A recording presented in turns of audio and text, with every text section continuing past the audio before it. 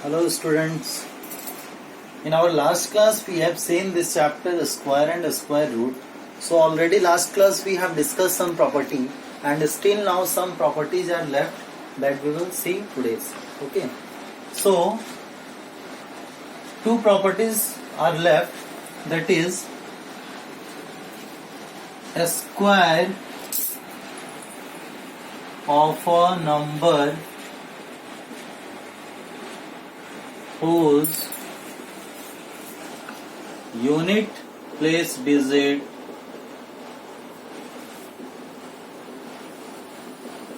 is 5 always ends with 5. Yes.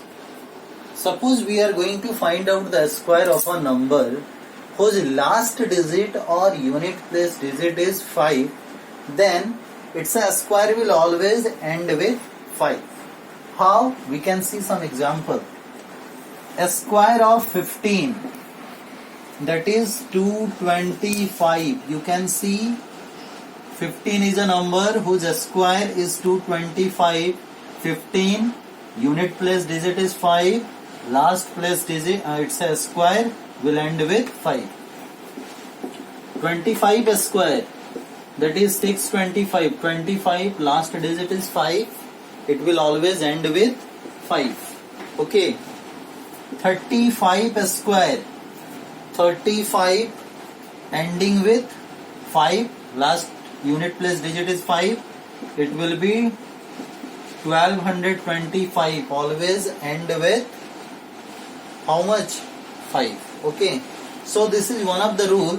Now next one, a square of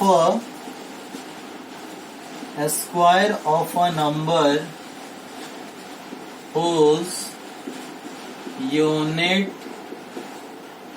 place digit is 0, then it will always ends with 0. This is the most common and you might have realized also. Suppose if you will find out the square of 10, it will be 100. A square of 20 ending with 0, its a square will also end with 0. So like that there are so many numbers are there. Okay. So these are the some property. Last class we have also seen some property that will help you to find out its a solution. Okay. So you please note it down. After that we will see now how we can say that a number is a perfect square or not. If any number is given, okay, and if we have to find out whether this number is a perfect square or not, then how we can find out. So let us see.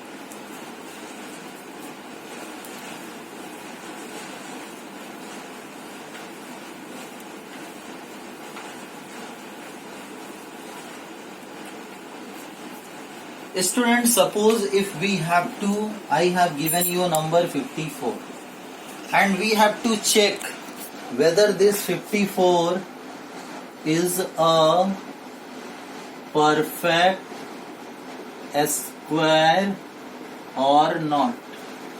We have to identify or we have to find whether this 54 is a perfect square or not. How we can find out? So first of all, we will find its prime factors.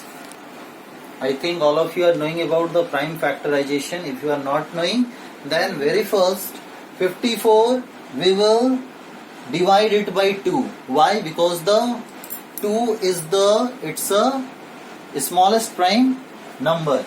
So we will divide it by 2. So it will cancel out. 227 is 54. Now it will not divisible by 2, so we will divide it by next prime number, that is 3. It will be 9, again 3, it will be 3. Okay. Now 54 we can write it in terms of its a prime factor, that is 2 into 3 into 3 into 3. Now by seeing its a prime factor, we can say whether it is a prime whether it is a perfect square or not. So how and what we will see, just pay attention. We will see this 3 has come 2 times, it means it has complete their pair. But what about this 2 and this 3? They are alone. They have not complete their pair. This 3 has complete their pair, but this 3 and this 2 is alone. If it is not coming in their pair, what I told, if it is not coming in their pair, it means what? 54 is not a perfect square. So what the reason you will write? Since 2, 3 are not in their pair, therefore 54 is not a perfect square. 54 is not a perfect square. One more example we can take. Suppose 96. 96 is a perfect square or not, that we have to see. Again we will go through the same process. We will divide it by 2. 2 9s are 18. 2 8s are 16. Again by 2, by 49 times. Again it will be not divisible by 2. Then we will see, check it for 3. It will be not divisible. Then we will find out that it is divisible by 7. 7 7s are 49. So 196 we can write 2 into 2 into 7 into 7. Now pay attention. This 7 has completed their pair. It means it is the doublet. If any number will come twicely, any number will come 2 times, it is called the doublet. Now this 2 has also completed their pair, so this is also a doublet. 2 are completing their pair, 7 is also completing their pair. So what you will see, since prime factors